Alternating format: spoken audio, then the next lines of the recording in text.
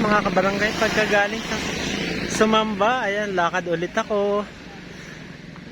Lakad ulit ako dito sa gubat. Nai-enjoy ko talaga yung paglalakad at alam nyo, yung mga ilang panahon na naglalakad ako dito, talagang naramdaman ko yung paglakas ng aking katawan.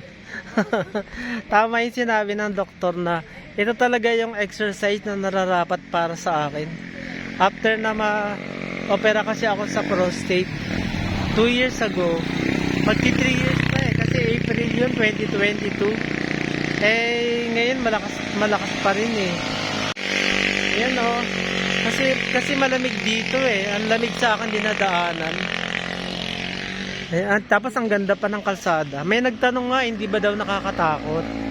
Kahit gabi merong ilaw kasi dito, merong solar light. Tsaka marami rin namang dumadaan sa sasakyan. Pero yung mga naglalakad bihira lang Ako lang.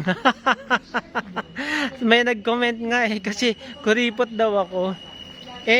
Siguro tama naman siya na kuripot kasi yung 30 pesos dagdagan na lang ng another 30 or 20, meron ka ng 50 pesos na 1 kilong bigas. Diba? Sayang din. Kaya naman lumakad pa Yan, tapos ang ganda pa ng dinadaanan. Yan diba?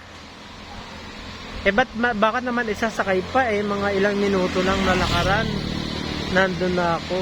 Tapos yun yung ang lalaki ng mga puno.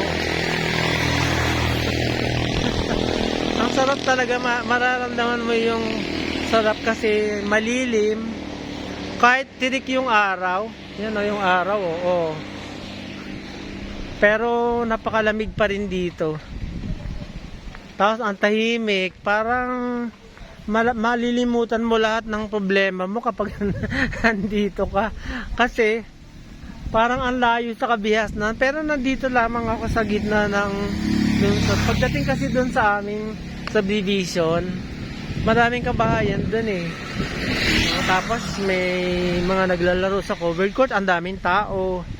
Pero dito sa dinadaanan, nakala mo talagang nasa probinsya ka, kaya lagi kong ninanamnam kasi hindi ako nakakauwi ng province Mahal din ang magastos din, mahal din ang pamasahe.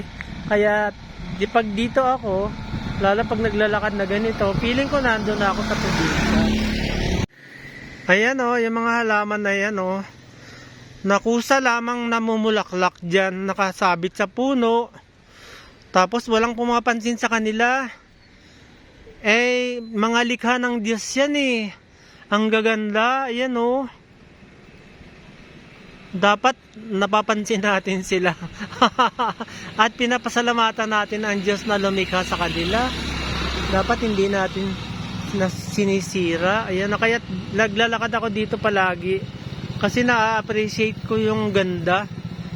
Ang ganda. Walang nag-aalaga sa kanila, kundi ang Diyos.